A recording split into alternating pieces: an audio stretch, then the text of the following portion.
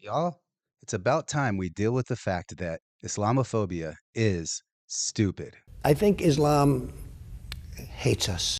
The White House's strategy to counter Islamophobia is facing some reluctance as hate-fueled incidents soar across the U.S.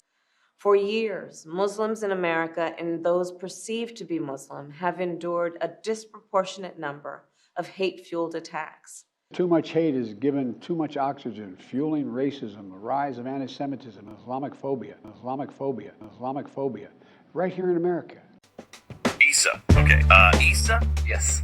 Issa Galloway. Issa Galloway defines the mission. Kind of a show that will put people on the edge of their seat. Because it leads to the future with a more sophisticated approach.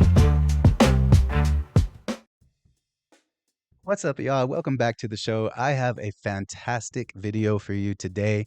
This is the first video in a new series on reimagining the American Muslim community's advocacy. And to do that, we really have to start with something I've been wanting to get off my chest on this channel for a while. This term, Islamophobia. I hate it. I think it's stupid. And let me tell you why. But before I do that, I need you to bear with me. I didn't say it wasn't a real phenomenon. And I didn't say Islamophobia doesn't cause harm. What I'm saying is tactically, it is the worst thing that our community could use as a tool. And there's several reasons for that. And this video is going to be an overview, and I'm going to go into each of these points in future videos in a lot more depth.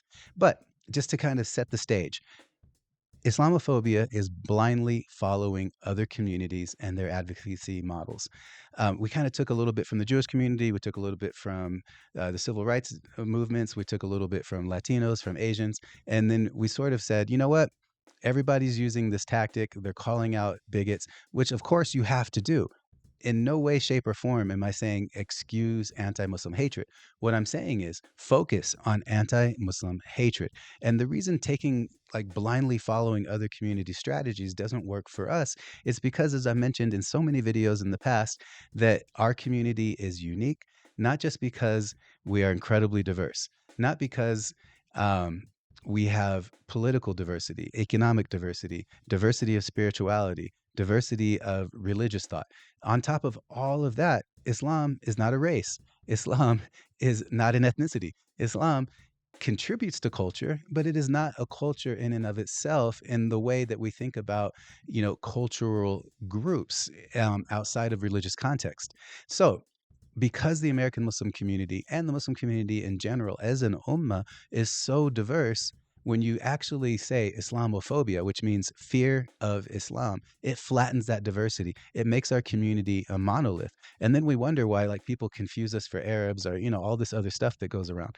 It's because we have been using this term Islamophobia that takes the person out of the advocacy and then puts the religion on the table for discussion. And I am all about defending Islam, right? I have no problem with people who get into apologetics and people who want to debate thoughts about the faith.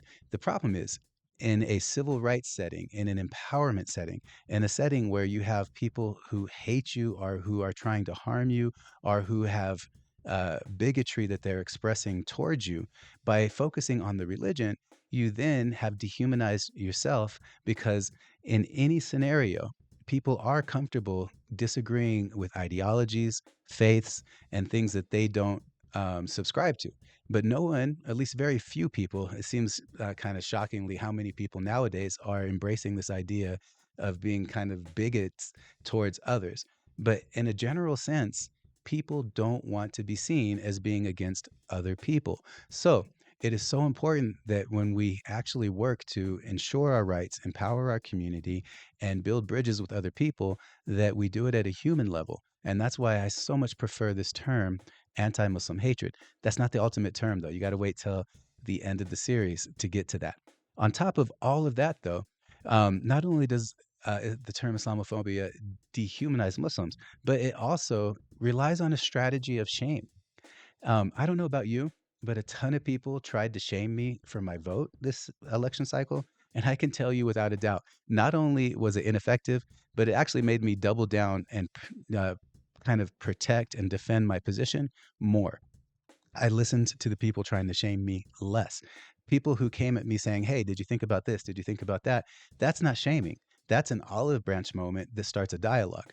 But when you tell someone, you're stupid because you voted this way, or you're a bigot because you think this about this faith, you're not engaging in dialogue. You're engaging in shame. And if one thing that the Trump presidency and the incoming Trump presidency has taught us is that shame has repressed bigotry and has repressed negativity. And Trump has actually kind of blown the fuse off and allowed people to express their hatred, express their bigotry in ways that we haven't seen before. But that's because it's been festering under the surface for so long because of the strategy of shaming people for bad beliefs. Shaming people does not make people re examine their faith, re examine their beliefs, re examine their preconceived connotations about people. All it really does is make people hide it because they don't want to get canceled and they don't want to get fired. Now, not only is the tactic of shame just ineffective, but it's also offensive. And again, when people are thinking, you can't shame me for being against something I am against, especially when there's no human element to it, they'll wear it proudly on their sleeves. And on top of that, that means it loses the sting that calling someone a bigot carries with it. On top of all of that, guys, we have 24 years since September 11th of data. And every single year, without fail, I see stories. Islamophobia is on the rise. Anti-Muslim hate crimes are on the rise.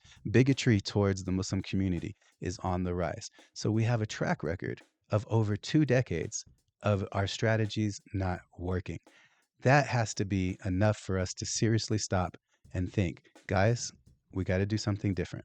I'm glad you're with me because we are going to explore how to do things differently. And we're going to get into each of these points that I brought you and much more on the term Islamophobia and why it doesn't fit, what it implicitly means for our community, and better alternatives. And God bless you and all your loved ones.